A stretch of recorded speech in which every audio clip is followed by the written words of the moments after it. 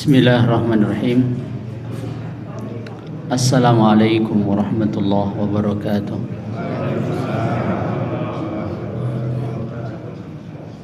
Innal hamdalillah nahmaduhu wa nasta'inuhu wa nastaghfiruhu wa natubu ilayh wa na'udzu billahi min shururi anfusina wa min sayyiati a'malina.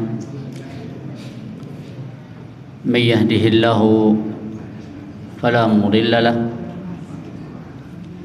ومن يضلل فلا هادي له وأشهد أن لا إله إلا الله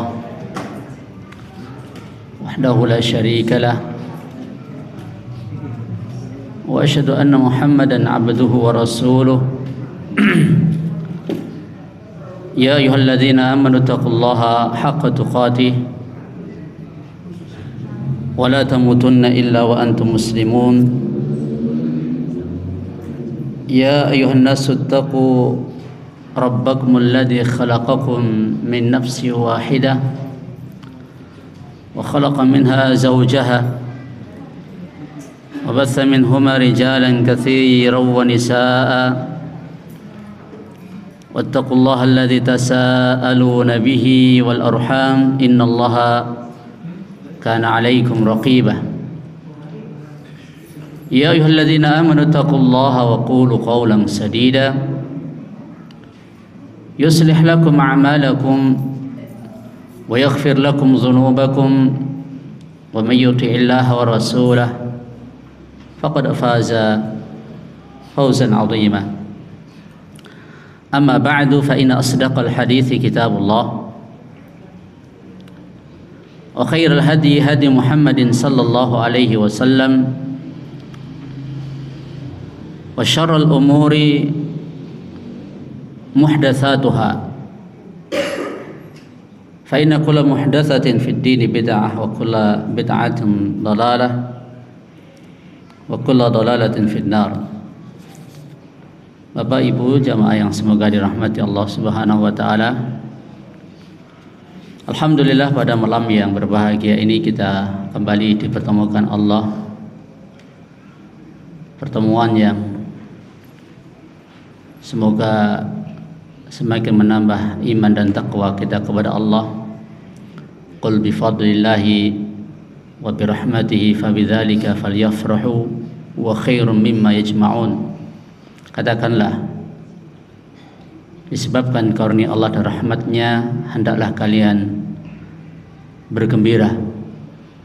Kita mendapatkan rahmat Allah di malam hari ini, diberi kesempatan oleh Allah untuk thalabul ilmi setelah kita menunaikan salat isya secara berjamaah. Ini merupakan karunia yang besar dan rahmat Allah yang tak terhingga kepada kita. Maka hendaklah kita bergembira atas nikmat yang Allah berikan pada malam hari ini, yang tidak diberikan kepada yang lain, dan belum tentu ya, di masa-masa yang akan datang kita masih bisa merasakan yang seperti ini. Itu lebih baik daripada apa yang mereka kumpulkan, dunia dengan segala isinya, dibandingkan dengan karunia dan rahmat yang Allah berikan kepada kita. Itu lebih afdal karunia Allah Subhanahu wa taala tersebut. Maka pantas dan layaklah untuk kita sampaikan hal yang menggembirakan ini kepada antum semuanya, dan semoga Allah Subhanahu wa taala menjadikan kita cinta kebaikan dan cinta kepada iman. Karena Allah Subhanahu wa taala, walakinnallaha habbaba ilaikumul iman wa zayyanahu fi qulubikum wa karraha ilaikumul kufra wal fusuqa wal isyan ulaika humur rasyidun. Namun Allah Subhanahu wa taala yang telah menjadikan kita cinta kepada iman, cinta kepada perkara-perkara iman, cinta kepada hal-hal yang akan menambah dan menguatkan iman.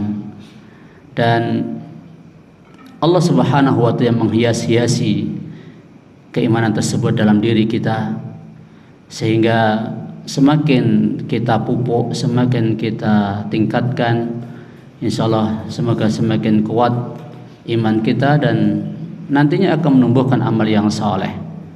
Dan Allah Subhanahu wa taala yang menjadikan kita benci. Walakin Allah karraha ilaikumul kufra. Kita enggak senang, kita benci kepada kekufuran, kepada kefasikan, dan juga kepada kemaksiatan. Kalau di hati seseorang masih senang dengan kekufuran, ya dan billah, kefasikan dan juga kemaksiatan, maka hendaklah kita memohon kepada Allah agar Allah memberikan rezeki kepada kita untuk menjadikan hati dan jiwa kita benci perkara-perkara tersebut. Bapak Ibu yang semoga dirahmati Allah Subhanahu wa taala, tayyib untuk menyingkat waktu, kita lanjutkan kajian kitab Riyadhus Shalihin terakhir sampai bab yang ke-14, al-iqtisad, ya. Fil iqtisad fil ibadah, yaitu sederhana dalam melaksanakan ibadah kepada Allah Subhanahu wa taala. Dan kalau tidak salah, hadis yang kedua, wa an Anasin radhiyallahu taala anhu, diriwayatkan dari sahabat Anas ibnu Malik, semoga Allah Subhanahu wa taala meridainya, qala, beliau mengatakan, jaa salasatu rahdin, ada 3 orang yang datang ila buyuti azwajin Nabi sallallahu alaihi wasallam, ke rumah istri-istri Nabi alaihi salatu wasallam, yas'aluna an ibadatin Nabi sallallahu alaihi wasallam. Apa yang mereka inginkan? Mereka bertanya kepada istri-istri Nabi tentang ibadahnya Nabi alaihi salatu wasalam. Falamma ukhbiru, tatkala mereka dikasih tahu apa yang dilakukan Nabi sallallahu alaihi wasallam di rumah beliau bersama istri-istri beliau, ka'annahum taqalluha, ya, seakan-akan mereka menganggap sedikit. Masya Allah, ini luar biasa, ini semangatnya 3 orang ini, menganggap ibadahnya Nabi itu masih sedikit. Wa qalu, mereka mengatakan, aina nahnu minan Nabi sallallahu alaihi wasallam, di mana posisi kita dibandingkan Nabi alaihi salatu wasallam? Mungkin Nabi seperti itu karena memang waqad ghufira lahu ma taqaddama min dhanbi wa ma ta'akhkhar. Nabi sallallahu alaihi wasallam sudah diampuni dosa yang lalu maupun yang akan datang, sehingga Nabi ibadahnya seperti itu. Kalau kita belum diampuni, enggak ada jaminan dosa yang lalu maupun yang akan datang itu diampuni oleh Allah. Berarti ini logika kan? Berarti kita harus lebih. Nabi ibadahnya seperti itu karena menurut cara pandang mereka, sudut pandang mereka, Nabi sudah diampuni dosa-dosa yang telah lalu maupun yang akan datang. Lah kalau kita berarti, lah ini ada ide, ya, memberikan jawaban sendiri. Maka kalau nggak dibimbing oleh orang alim, ya begini nanti.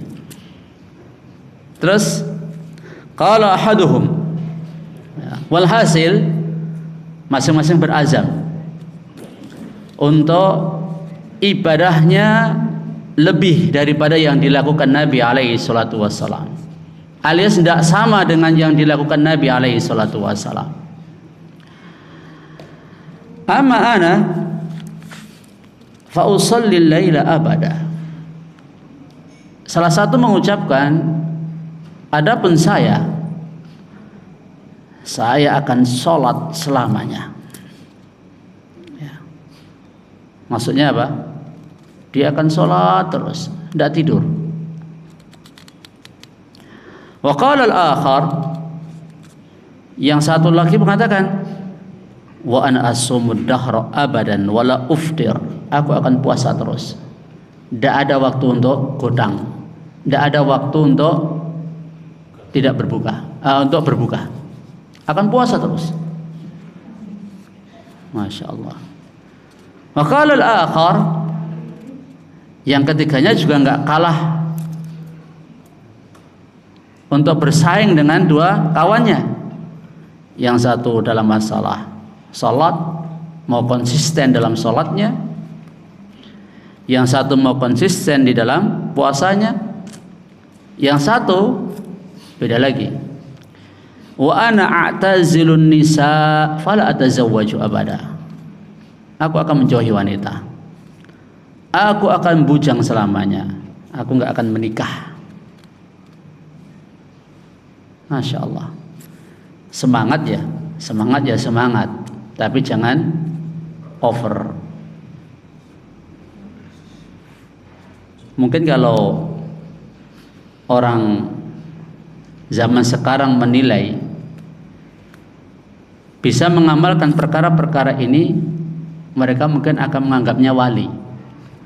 Betul enggak? Ini wali, ini bisa kayak begitu, bisa sholat terus ya. Saya ketemu, nanti ajalah kita terjemahkan dulu. Faja'a Rasulullah sallallahu alaihi wasallam ilaihim. Maka Rasulullah sallallahu alaihi wasallam datang menemui mereka. Faqal, Nabi berkata, antum alladhi qultum kada wa kada? Kaliankah yang telah mengatakan demikian dan demikian? Ama wallah, inni la akhsyakum lillah wa atqakum lah. Adapun aku demi Allah, sesungguhnya aku adalah orang yang benar-benar paling takut kepada Allah di antara kalian, dan yang paling takwa kepada Allah dibandingkan kalian. Lakinni, tapi aku asumu wa uftir, aku puasa dan aku juga berbuka. Wa usalli wa arkudu, aku salat pun juga tidur. Wa atazawwajun nisa, dan aku menikahi an-nisa. Nisa itu jamak. Aku menikahi wanita-wanita, menikahi para wanita. Istri beliau lebih dari satu. Faman raghiba an sunnati, maka barang siapa yang tidak senang dengan sunnahku, falaisa minni, maka dia bukan dari golonganku. Hadis sahih diriwayatkan oleh Bukhari dan juga Muslim. Bapak Ibu yang semoga dirahmati Allah Subhanahu wa taala. Anas bin Malik radhiyallahu taala anhu, pelayan Nabi alaihi salatu wasalam, menceritakan, karena wallahu taala alam yang tahu di dalam keluarga Nabi sallam juga diantaranya Anas, karena beliau pembantunya Nabi alaihi salatu wasalam. Beliau menukil hadis yang diawali dengan cerita. Ada kisah yang melatar belakangi hadis Nabi sallallahu alaihi wasallam ini. Apa itu? Datang 3 orang. Niat mereka sebenarnya baik. Niat mereka apa? Ingin mengetahui amalan Nabi sallallahu alaihi wasallam. Tentunya niat baik saja itu tidak cukup. Ini langsung kita beri faedah ya. Kadang orang niat baik ingin nuntut ilmu, tapi qadarullah, orang yang dia ambil ilmunya itu imma ekstrim kanan, imma ekstrim kiri, atau imma manhajnya itu manhaj yang berlebih-lebihan atau manhaj yang meremehkan, atau terpengaruh pemikiran-pemikiran yang menyimpang. Maka oleh karena itu, ya, bisa kita ambil faedah ketika seseorang telah mengetahui sunnah dari Nabi Sallallahu Alaihi Wasallam, bukankah ketiga orang ini setelah dikasih tahu oleh istri Nabi Sallallahu Alaihi Wasallam, ya ibaratnya Nabi demikian, harusnya kan mereka ngikuti toh, tapi oleh mereka tidak diikuti. Ya. Ini bahayanya kalau seseorang ketika tahu itu sunnah Nabi, itu yang dilakukan Nabi Sallallahu Alaihi Wasallam, terus mau nyari yang lain, yang berbeda dengan yang dilakukan oleh Nabi Sallallahu Alaihi Wasallam. Memang nggak dirinci di dalam hadis ini jawaban istri-istri Nabi Sallallahu Alaihi Wasallam. Oh, Nabi demikian, nggak dirinci di sini. Tapi dari tanggapan ketiga orang tadi, mereka sudah paham yang dilakukan Nabi Sallallahu Alaihi Wasallam. Mungkin kalau kita bisa berikan tambahan keterangan, kok mereka ada yang bilang mau sholat terus, berarti Nabi itu kalau di rumah ya sholat ya tidur, berarti kan? Ya. Kemudian Nabi juga puasa juga berbuka, dan Nabi juga menikahi para wanita. Barangkali bisa kita simpulkan seperti itu. Terus mereka pengen lebih daripada itu. Wallahu ta'ala a'lam. Apakah sudah dijelaskan sampai seperti itu atau cuman kesimpulan tiga orang ini tadi. Makanya ya, dalil itu harusnya dikedepankan. Jangan pakai logika kita. Ya, jangan pakai ya hasil dari pemikiran kita sendiri. Tadinya kan mereka berpikir loh, Nabi Muhammad kan sudah diampuni dosa yang lalu maupun yang akan datang, sedangkan kita belum. Maka kita harus lebih daripada Nabi Sallallahu Alaihi Wasallam. Ya. Kemudian Bapak Ibu yang semoga dirahmati Allah Subhanahu Wa Taala, faedah lain yang bisa kita ambil.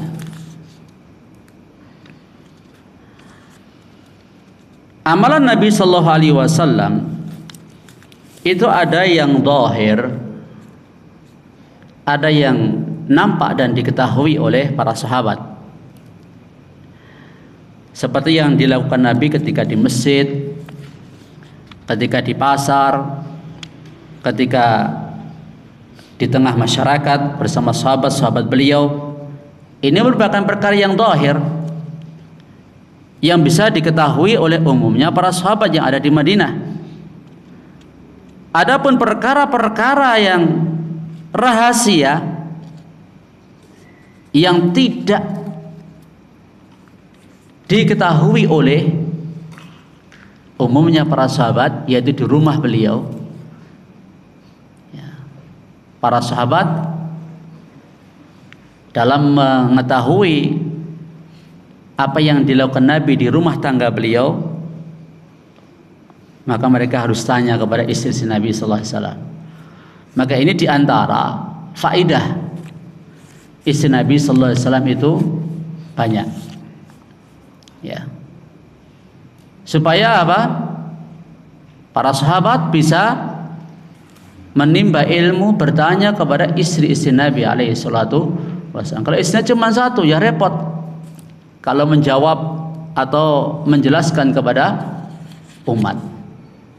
Ini yang bisa kita berikan faedah, salah satunya ya, kenapa istri Nabi Sallallahu Alaihi Wasallam lebih daripada 4. Ya, dan itu merupakan kekhususan dari Nabi alaihi salatu wassalam yang tidak boleh ditiru oleh umatnya. Kalau umatnya maksimal 4. Terus faedah lain yang bisa kita ambil dari hadis ini, ya,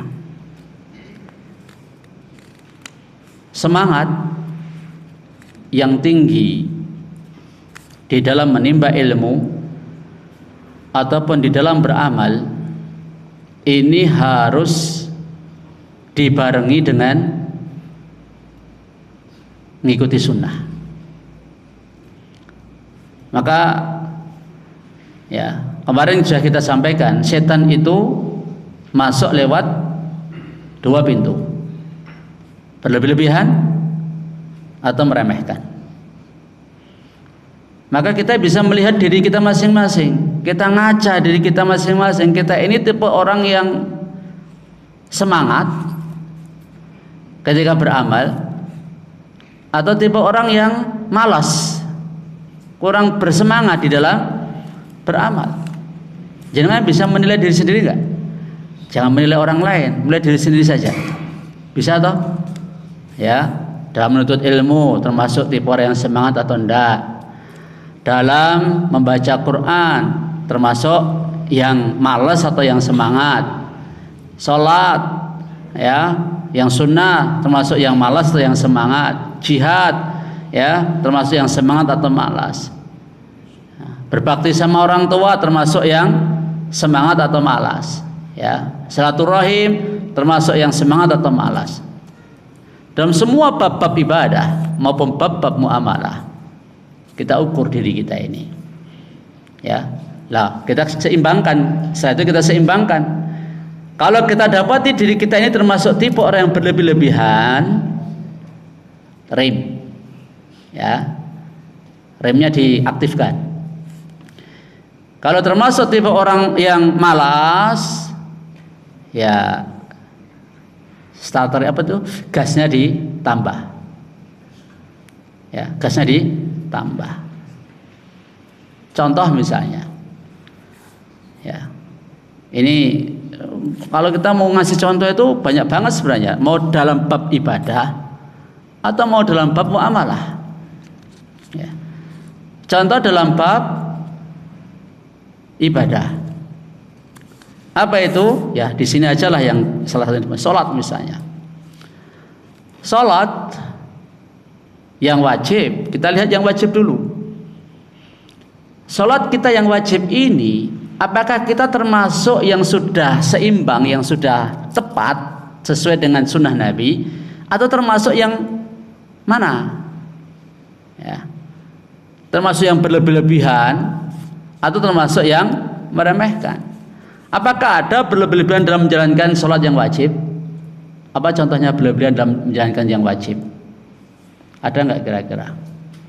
Ya misalnya tiap hari dia cuma di masjid, ya, menunggu sholat wajib terus, mengabaikan kewajiban-kewajiban yang lain. Ini namanya berlebihan dalam menunaikan yang wajib. Dia ngerti keutamaan sholat, dia ngerti keutamaan menunggu antara satu sholat dengan sholat yang lain, pahalanya besar. Seperti i'tikafnya Nabi sallallahu alaihi wasallam. Maka kemudian dia seperti itu di masjid terus misalnya, ya, ini namanya berlebihan, ya. Sesuatu yang karena apa? Hak-hak Allah itu banyak, hak-hak makhluk juga banyak. Maka ketika kita terlalu fokus dengan satu hak, mengabaikan hak-hak yang lain, disinilah letak ketidakseimbangan kita dalam beramal, ya, nggak seimbang. Makanya kalau bisa ya hak-hak Allah itu banyak, kita perhatikan semua dan kita kerjakan semua hak itu. Hak-hak makhluk banyak, kita perhatikan semuanya. Sebab orang itu berlebihan itu, antum akan perhatikan, orang akan terjatuh kepada berlebihan itu atau mengurangi, ya, alias nggak seimbang itu pasti ada yang diabaikan, hak yang diabaikan. Contoh misal, ketika orang sholat terus tidak tidur, puasa terus tidak berbuka, hak siapa yang kira-kira akan, ya, dizalimi atau enggak ditunaikan? Hak siapa kira-kira? Hak diri sendiri kan? Hak jasad. Jasad ini ya harus diopeni, harus dirawat, diberikan hak-haknya. Ya. Kalau sampai kemudian membuat raganya kemudian jadi lemah, jadi akhirnya terus malal, ya bosen terus malas akhirnya meninggalkan, lah ini bahaya. Jangan antum kira orang-orang ateis itu nggak paham tentang agama. Justru karena mungkin mereka itu terlalu over dalam memikirkan sesuatu dalam permasalahan agama, sehingga kemudian mereka antipati malah, benci malah. Jangan dikira ateis itu nggak ngerti dalil, nggak ngerti ilmu. Mungkin mereka orang alim, dalam arti orang yang ngerti dalil gitu loh. Tapi Allah membalikkan hati mereka, iya dan billah. Ya, ada seorang syekh yang dulu dipuji-puji tentang keilmuannya, tapi akhirnya iya dan billah terjatuh ke dalam ateis. Ya. Demikian pula ketika ada nanti hak diri sendiri. Kalau dia sudah keluarga, mungkin haknya istri nggak dia tunaikan, ya. Atau mungkin haknya anak nggak dia tunaikan, atau mungkin haknya orang tua nggak dia tunaikan karena sibuk dengan ibadahnya ini. Makanya kalau kita mau melakukan suatu amalan, nanti akan bertabrakan antara hak-hak yang lain yang harus kita tunaikan. Berarti kita harus mawas diri ketika itu. Kita harus waspada. Jangan-jangan ini nanti saya nggak menunaikan hak yang ini. Kalau saya melakukan perbuatan ini, saya akan tidak menunaikan haknya ini. Makanya seimbangkan lagi. Tadi makanya kalau berat kanan, ya arahkan ke kiri. Kalau berat kiri, arah ke kanan. Ini namanya seimbang. Ya. Seimbang, lurus. Terus Bapak Ibu yang semoga dirahmati Allah Subhanahu wa taala. Apa faedah lain yang bisa kita ambil dalam hadis ini? Dalam hadis ini Nabi sallallahu alaihi wasallam meluruskan cara pandang ketika sahabat tersebut. Maka di sini penting bagi kita semua ketika kita bicara atau menyampaikan pendapat, ada 1000, ada 100, ada berapa orang ketika mereka bicara tanpa dalil, ya itu lemah. Itulah lemah. Tapi kalau antum menyampaikan sesuatu perkataan dengan dalil, ini Quran begini, ini hadis begini, itu yang paling benar. Makanya perbanyak kosakata, perbanyak hafalan Quran kita, hafalan hadis kita, agar supaya apa? Kita ngomong itu benar, pas, hikmah, berkah, benar, manfaat. Tidak ada yang bisa mengalahkan. Karena fa inna asdaqal hadits kitabullah. Sebenar-benar perkataan itu kitabullah, ya, dan juga sunnah Rasulullah SAW. Maka pendapat 3 orang ini semuanya salah, ya. Ketika Nabi SAW masih hidup, baik, beliau yang akan memberikan ralat, beliau yang akan meluruskan. Ketika beliau masih hidup, bagaimana setelah beliau wafat? Ya kita harus rajin-rajinlah buka Quran, rajin-rajin buka hadis, supaya apa? Supaya kita pun juga bisa menjawab kalau ada problem, kalau ada perbedaan pendapat yang terjadi di antara manusia. Fala wa rabbika la yu'minun hatta yuhaqqimuka fima syajara bainahum thumma la yajidu fi anfusihim harajan mimma qadaita yusallimu taslima. Maka demi Rabbmu, mereka sebenarnya tidaklah beriman dengan iman yang benar hingga apa? 1, yuhaqqimuka fima syajara bainahum, ya, mereka bertahkim alias menjadikan kamu wahai Nabi sebagai hakim, pemutus hukum terhadap apa yang diperselisihkan oleh manusia. Makanya kalau ini kan mereka itu berbeda pandangan dengan yang dilakukan oleh Nabi sallallahu alaihi wasallam. Terus yang benar siapa? Ya Nabi. Nabi luruskan. Cara pandang mereka itu salah. Bahkan mengancam siapa nggak senang dengan sunnahku bukan dari golonganku. Ya, ini ancaman yang berat ini. Nggak senang, nggak suka, bukan golonganku. Ya, masya Allah. Terus yang kedua, tidak ada rasa gerundel, rasa berat dalam hati atas apa yang sudah diputuskan oleh Nabi Sallallahu Alaihi Wasallam. Dan yang ketiga, mereka terima dengan sepasrah-pasrahnya, nggak ada reserve, nggak ada penolakan, nggak ada gerundel neng hati, ya, perasaan nggak enak dalam hati. Pokoknya los ditompok. Masih adakah perbedaan pendapat tentang mengucapkan perayaan Selamat Natal? Ini mumpung bulan-bulan Desember ya. Ya, akhir Desember. Ini masih ada khilaf, beda pendapat ini. Masih. Kalau yang rawa kayaknya nggak ada beda pendapat ya. Ini nggak pernah ada. Tapi yang di sana itu yang ada ya. Ada yang mengatakan boleh, ada yang mengatakan tidak boleh. Lah presiden aja mengucapkan kok, masa kita enggak? Gitu ya dalilnya.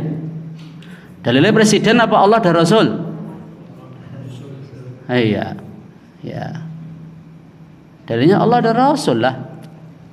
Ya, bukan apa yang dilakukan oleh pejabat, apa yang dilakukan oleh pemimpin. Kalau yang dilakukan oleh pejabat atau pemimpin itu salah, ya wajib kita ya tidak mengikuti dalam kesalahannya itu.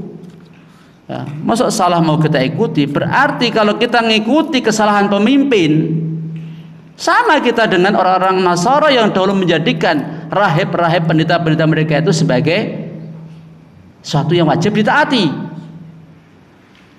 Ketika Nabi sallallahu alaihi wasallam membaca ayat ittakhadhu ahbarahum wa ruhbanahum arbaba min dunillah, mereka menjadikan rahib-rahib, orang-orang alim dan pendeta-pendeta mereka sebagai tandingan-tandingan selain Allah. Adi bin Hatim radhiyallahu anhu, sebelumnya beliau agamanya Nasara, dan beliau merasa dulu waktu dia masih Nasara itu enggak menjadikan pendeta-pendetanya itu bukan tandingan-tandingan bagi Allah. Ya. Itu Adi bin Hatim tanya kepada Nabi sallallahu alaihi wasallam, kita dulu tidak menjadikan mereka itu arbab min dunillah, rab-rab, tuhan-tuhan selain Allah. Itu anggapannya Adi bin Hatim. Ya. Lalu Nabi sallallahu alaihi wasallam memberikan penjelasan, bukankah ketika mereka menghalalkan apa yang Allah haramkan kalian mengikutinya? Iya. Dan bukankah ketika mereka mengharamkan apa yang Allah halalkan kalian pun juga mengikutinya? Iya. Fatilka ibadatuhum. Itulah bentuk pengibadahan kalian kepada mereka. Ibadah dalam ketaatan. Makanya siapapun ya, manusia, siapapun makhluk Allah Subhanahu wa taala, kalau mengajak atau amalannya, perkataannya, perbuatannya tidak sesuai dengan Allah dan Rasul, wajib ditolak. Siapapun orangnya, ya, siapapun orangnya. Bukan berarti kemudian kita terus apa ya? Ini dalam masalah prinsip gitu loh ya. Ya, kalau dalam masalah ketaatan secara umum ya wajib untuk taat. Tapi dalam masalah-masalah yang itu salah, kita nggak boleh mengikuti kalau itu salah. Termasuk dalam hal ini mengucapkan perayaan Natal, selamat Natal, ya. Bahkan MUI sendiri juga mengharamkan, ya. Terus ucapan-ucapan home itu apa itu? Home swasti itu. Itu juga MUI juga mengharamkan itu. Ya. Ya. Ya kita sampaikan ya, karena ini bertepatan dengan hal yang dilakukan oleh Nabi SAW ketika sahabatnya salah, ya diralat oleh Nabi. Itu salah. Makanya kalau Anda menganggap Anda di atas kebenaran, mana dalilnya? Dalilnya apa? Kalau Allah, kalau Rasul. Kalau cuma pendapat pribadi, lah 3 orang tadi kan pendapat pribadi enggak? 3 orang ini tadi, dia pendapat pribadi enggak? Pendapat pribadi. Hati-hati kalau mengucapkan kalau saya lagi. Kalau saya itu nggak apa-apa seperti itu. Emangnya Anda siapa? Lah ini siapa saja disalahkan oleh Nabi, apalagi siapa Anda? Gitu loh. Siapa Anda? Anda bukan siapa-siapa. Nah, kok menyatakan diri, dan padahal apalagi Anda seorang tokoh, Anda punya banyak pengikut. Kalau Anda ngomong seperti itu akan jadi dosa jariah Anda. Dosa jariah. Man sanna sunnatan sayyi'atan falahu wizruha wa wizru man 'amila biha.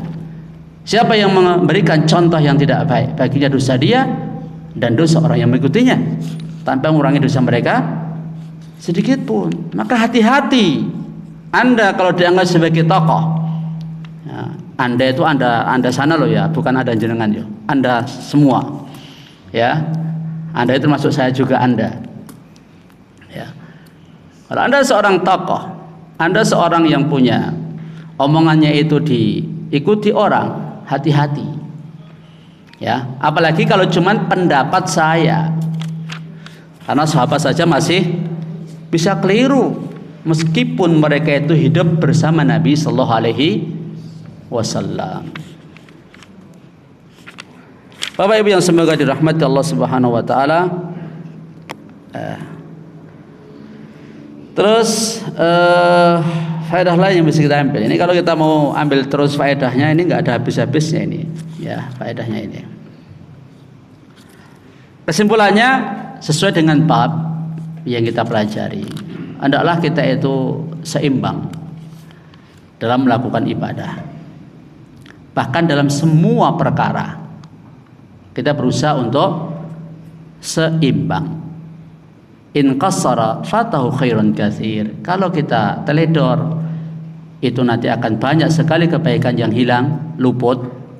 Kalau kita terlalu kenceng, itu pun juga kita sendiri yang akhirnya KO, yang akhirnya malas, yang akhirnya bosan, yang akhirnya malah ya meninggalkan amal tersebut. Ya. Saya dulu pernah ada teman, ya. Dia itu kenceng sekali dalam masalah bid'ah itu loh. Sampai semuanya dibid'ahkan. Pokoknya yang paling nyunah pokoknya dia. Yang paling benar pokoknya dia. Tapi dia sendiri sekarang yang meledo malah. Apa yang dulu dia kencengi malah dia terjerumus di dalamnya. Na'udzubillah, ya. Makanya kita hati-hati dalam kita bicara. Semoga Allah merahmati kita dan menjaga kita dari ketergelinciran. Dan termasuk faedah yang besar pula, kita itu nggak ada merasa aman. Jangan sekali-kali kita merasa aman. Wah, aku wis bener.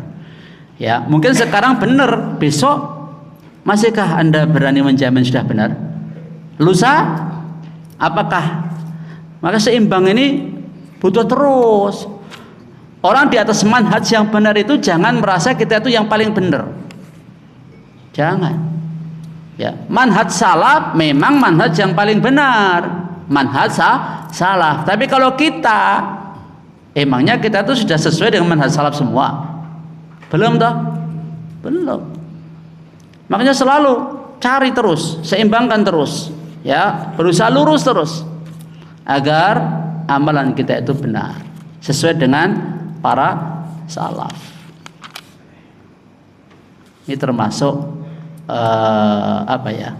untuk mengetahui seseorang atau suatu kelompok itu menyimpang atau tidak, itu lihat ya ucapan mereka. Kalau mereka itu seringkali menjustifikasi, membenarkan diri mereka sendiri, kelompoknya, golongannya, jamaahnya, itu pertanda itu nggak benar.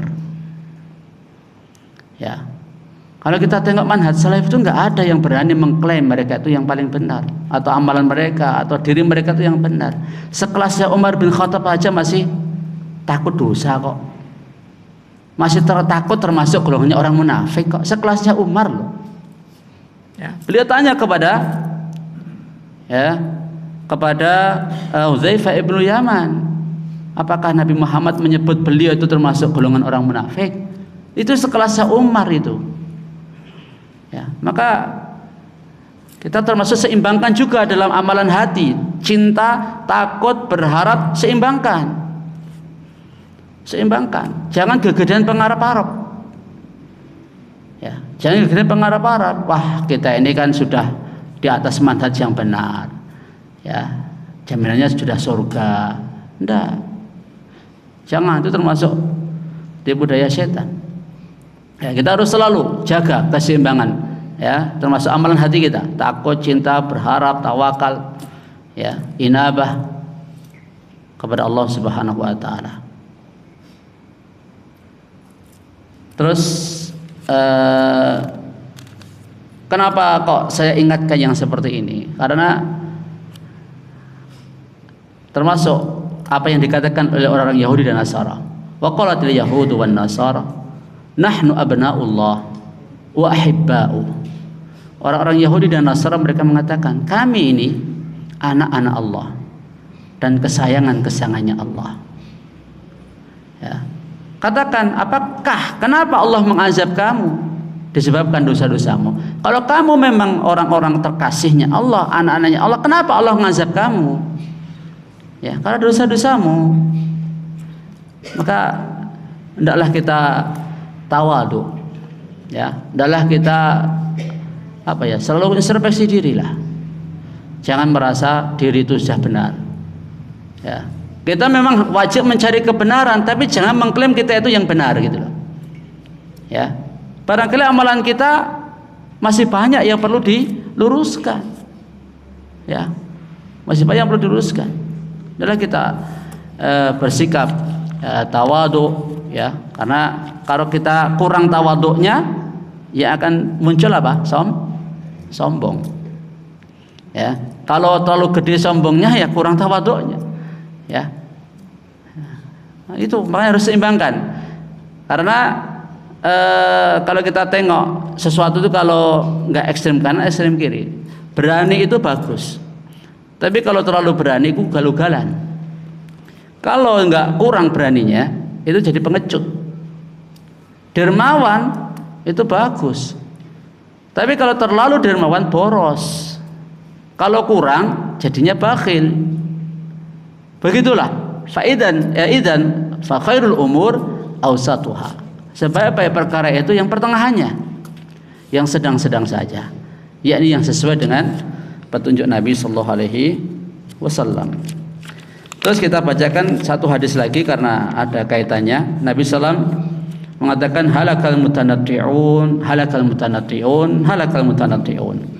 Ya, binasa orang-orang yang berlebih-lebihan, yang memaksakan diri, ya, di tempat yang seharusnya mereka tidak berlebih-lebihan. Di sini ada doa keburukan dari Nabi SAW, yaitu dengan kebinasaan.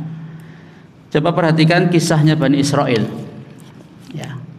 Ketika mereka ada terjadi fitnah di antara mereka. Ya, ini ada seorang yang terbunuh dan tidak diketahui siapa pembunuhnya.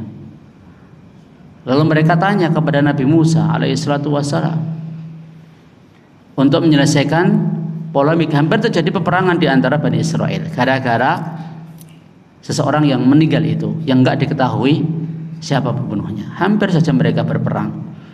Terus akhirnya mereka tanya kepada Nabi Musa alaihissalatu wassalam. Terus oleh Nabi Musa beliau mengatakan, innallaha ya'murukum an tadhbahu baqarah. Sesungguhnya Allah memerintahkan kalian untuk menyembelih sapi betina. Kan udah jelas yang merintah itu bukan Nabi Musa. Mereka tanya solusinya seperti apa untuk menyelesaikan polemik itu. Oleh Nabi Musa, ya, karena beliau adalah Nabiullah, utusan Allah, maka beliau pun dapat wahyu dari Allah, gitu loh. Dan beliau sampaikan, disebutkan oleh Allah, Allah merintahkan kalian. Nabi Musa enggak mengatakan aku perintahkan kalian untuk menyembelih sapi betina. Kan jelas ini siapa? Amirnya siapa? Yang beri perintah siapa? Kan Allah. Harusnya kalau mereka itu iman, ya laksanakan. Sesungguhnya Allah merintahkan kamu untuk menyembelih sapi betina. Terus nanti setelah disembelih, bagian dari sapi betina tersebut dipukulkan pada orang yang mati, yang terbunuh. Niscaya dia akan memberitahu kepada kalian siapa yang akan membunuhnya, siapa yang telah membunuhnya. Ini kira-kira orang yang terlalu pinter gitu, keblinger ya. Maka orang Yahudi itu memang ya pinter, kalau otaknya itu memang pinter tapi keblinger. Ya, makanya mikir itu pakai otak atau pakai akal. Afala ta'qilun. Jadi beda loh. Ya, fungsinya otak sama fungsinya akal itu beda. Kalau mengakal, berpikir itu sebenarnya pakai akal. Maka seringkali Allah menyindir dengan afala ta'qilun. Ya, tidakkah kalian itu berakal, menggunakan akal kamu? Ya. Walaqad dara'na li jahannam katsiran minal insi wal jin. Sungguh kami telah penuh neraka jahanam dari golongan jin dan manusia. Lahum qulub la yaqiluna biha. Mereka itu punya hati enggak dipakai untuk mikir. Ya, jangan heran kalau para profesor, para doktor yang mereka adalah orang-orang kafir. Ya, Allah sebut mereka itu sebagai orang yang lebih buruk dari binatang ternak. Iya, kalau Allah nyebut seperti itu memang hina mereka. Ya, kalau Allah menghinakan mereka, ya nggak mungkin mereka itu mulia. Nah, dan tidaklah Allah Subhanahu wa Ta'ala menjadikan orang-orang yang tersesat itu sebagai penolong. Nah, dalam surah Kahfi Allah Subhanahu wa Ta'ala ingatkan orang-orang yang tersesat itu kalau jadikan kawan atau penolong kita merusak malah. Ya, kita lebih percaya Allah Subhanahu wa Ta'ala. Jadi Bapak Ibu sekalian, ini orang-orang Yahudi diperintahkan oleh nabinya, bahkan yang memerintahkan sebenarnya Allah Subhanahu wa Ta'ala. Allah perintahkan kalian untuk menyembelih sapi betina. Apa komentar mereka? Atattakhiduna huzwa? Kamu itu mau menjadikan kita ini bahan tertawaan?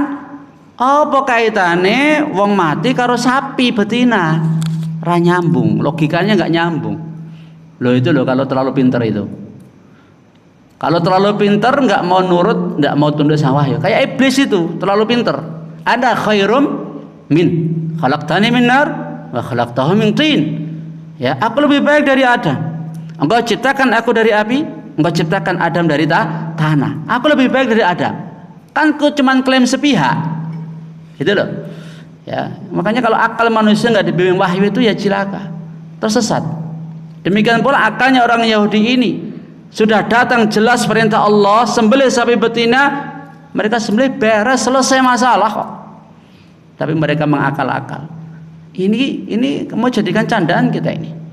Ya, wong kami itu tanya kepada kamu itu supaya kamu menyelesaikan masalah siapa yang membunuh ya sapi betina sapi betina yang membunuh laki tersebut kok. Oh, apa urusannya kita dengan sapi betina? Menurut logikanya namanya orang dibunuh itu gimana solusinya? Kan nyari sisik melek toh, dicari di sana informasinya seperti apa, sana gimana? Gitu kan akal manusia. Ibaratnya kalau aparat itu menerima laporan ada terjadi pembunuhan, gimana caranya aparat? Pastinya kan, ya apa jenengnya apa itu? Cari informasi, gali informasi, ya gitu kan? Kan itu logika manusia seperti itu, ya. Tapi kalau kita pakai caranya Allah ya nggak seperti itu, gitu loh. Kalau cara manusia ya memang seperti itu. Lah makanya ini mungkin yang dianggap oleh menurut orang Yahudi Nabi Musa itu mau menjadikan mereka bahan olokan. Ya, maksudnya nyembelih sapi betina terus nanti bagian sapi itu dipukulkan kepada yang mati, nanti yang mati bisa ngomong ngasih tahu yang bunuh dia. Emangnya ini candaan ya Pak? Gitu kan? Masuk akal enggak ini? Memang enggak masuk akal.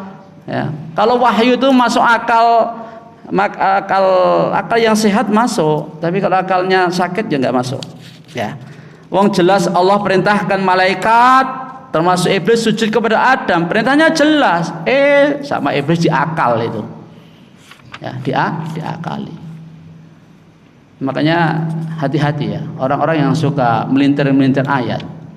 Ya, melintir-melintir hadis dibawa kepada makna yang sesuai dengan hawa nafsunya, ya dan billah itu akan tersesat. Terus akhirnya ya gitulah antum bisa baca di dalam surah Al-Baqarah ya. Terus akhirnya mereka minta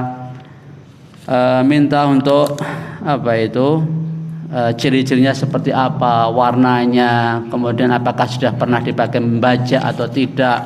Ketika mereka berat-beratkan diri, akhirnya Allah berat ya, memberikan hal yang berat kepada mereka.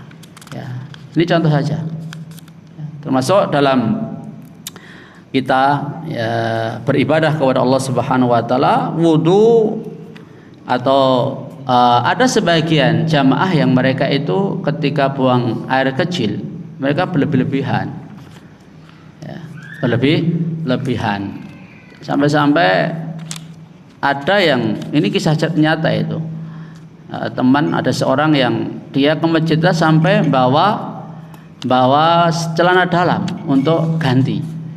Dia merasa was-was, berlebihan dalam masalah bersuci. Ya. Ada was-was. Demikian pula ada yang berlebihan dalam mencuci pakaian. Ya. Sampai kemudian airnya itu harus luber. Ya. Dianggap belum suci kalau seandainya airnya tidak mengalir dan sebagainya. Demikian Bapak Ibu sekalian yang bisa kami sampaikan. Ada benar semata datang dari Allah Subhanahu Wa Taala. Kalau ada kesalahan kekeliruan dari saya sendiri, nasallallahu alaihi wa lakum al afiyah wa tuqa wal afaf wal ghina wa ilman nafi'a wa amalan mutaqabbala wa qalban saliman dan khalisah wa laqan karimah. Subhanakal hamdika asyhadu an la ilaha illa anta astaghfiruka wa atubu ilaik. Assalamualaikum warahmatullahi wabarakatuh.